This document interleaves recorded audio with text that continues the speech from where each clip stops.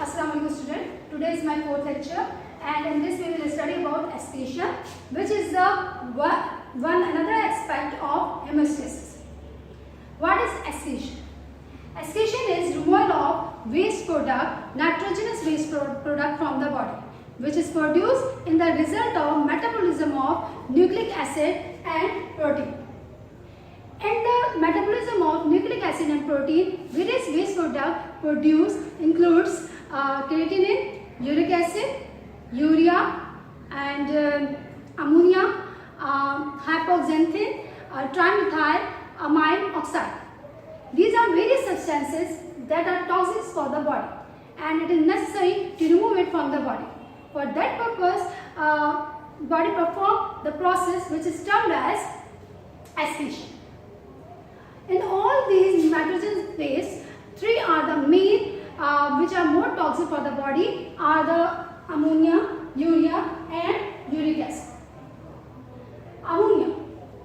Ammonia is a small gaseous molecule which is very soluble in water, very highly soluble in water and can be diffused across the plasma membrane of body surface rapidly. So the organism that produce excrete in the form of ammonia get advantage because it diffuses out rapidly across the plasma membrane and there is no need of any energy. So without the loss of any energy, they excrete out their nitrogenous waste. As well as it requires a lot of water for the removal of ammonia. So the organisms who are associated with the excretion in the form of ammonia are those who live in the water. So all those organisms who live in the water are mostly associated with this group of waste product. In invertebrate, the entire body remove or excrete ammonia, while the bony fishes adopted their gills for the excretion of ammonia. The second excreted product is urea. Examples of ammonia are all the aquatic animals, including some most bony fishes. Second one is the urea. In urea is actually 100,000 times less toxic than ammonia. So those organisms who cannot bear to lose large amount of water, they adapted their body and switched their body to the excrete in the form of urea. In this, the animal required energy. In the liver, metabolism takes place and ammonia is combined with carbon dioxide becomes less toxic and it is excreted out from the body to the kidney. The organisms that are involved in the urea are mammals, most amphibians, sharks and some bony fishes. Number third is the uric acid. Uric acid are large molecules and you see that here is a complex molecule of the ammonia. In this, it is usually insoluble in water and less amount of water is required to excrete it. So these are present, they are mostly colloidal substance and they are excreted from the body in the form of thick paste or solid pellets. If the water is reabsorbed from the uric acid, then it crystallizes in the form of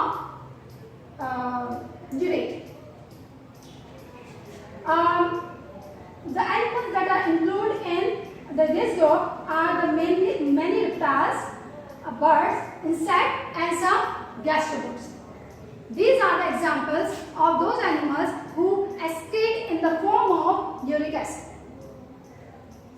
Now, we will study about different organisms, how their function of excretion take place in different organisms. Among these organisms, I have selected 4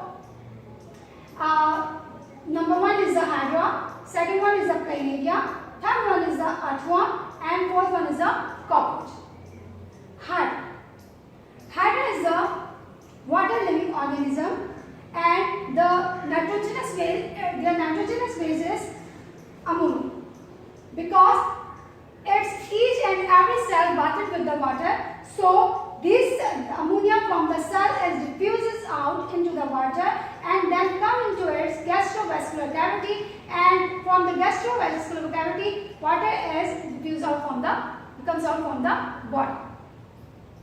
There is no any complexity in the excretion of Hydra. It's a very simple excretion takes place in the Hydra, while in Planaria. Planaria has adopted its excretory organ, and its excretory organ is tubular-like, which is termed as excretory canal.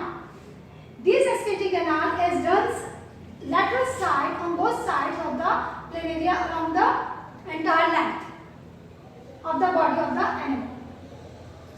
This excretory canal or tubule consists of two openings, or consists of one opening, that one is termed as excretory pore, that is associated with the skin.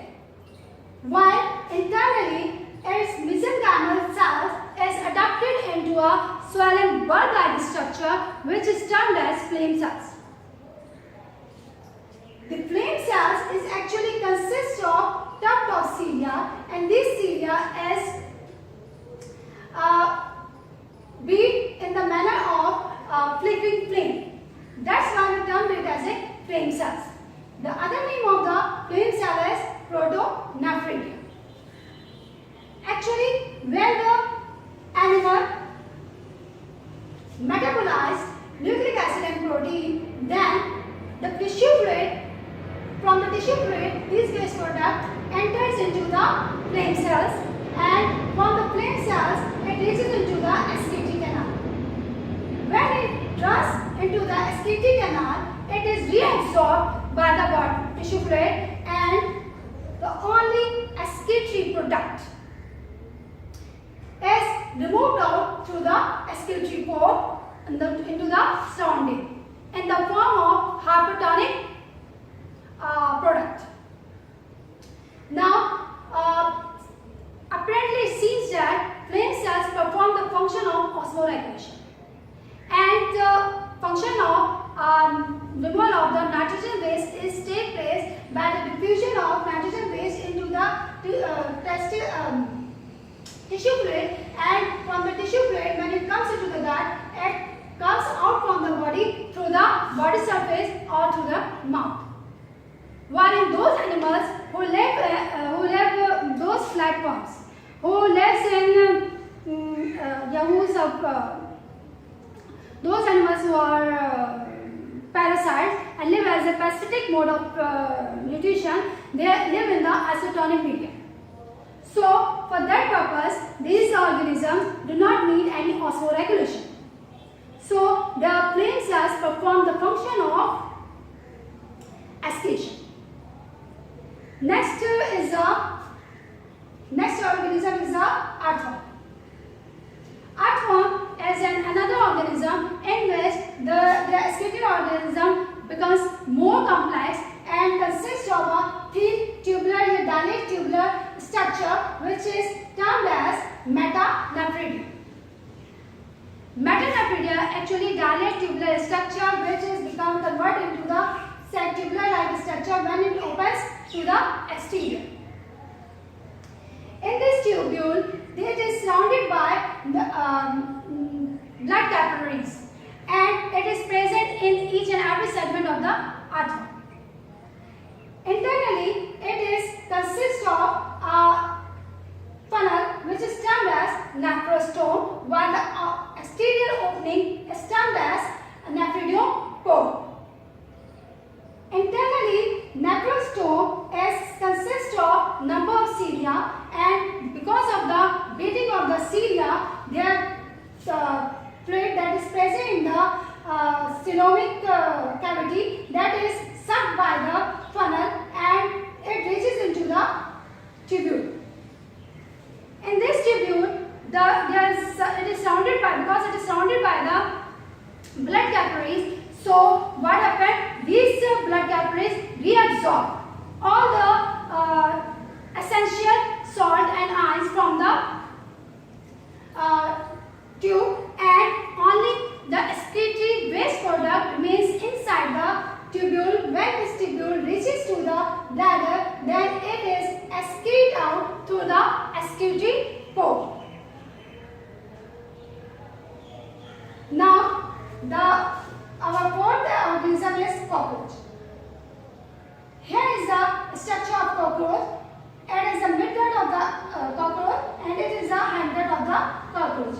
In between of the midgut and hindgut, here is a thin tube-like structure which is termed as Malpighian tubule. Malpighian tubule actually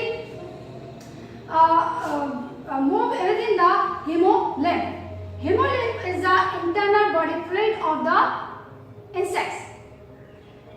From the hemolymph, it absorbs all the STT waste product along with the essential substances within the Malpighian tubule.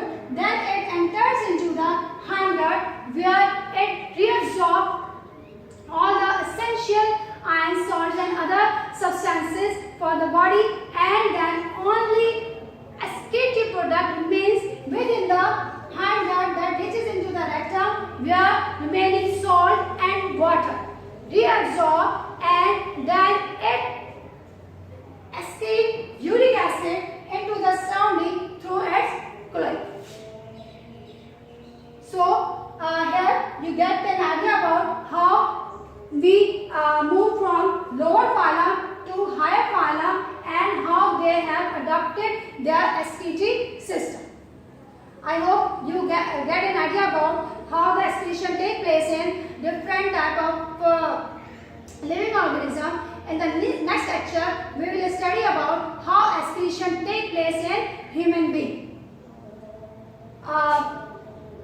Now, here is my lecture is over.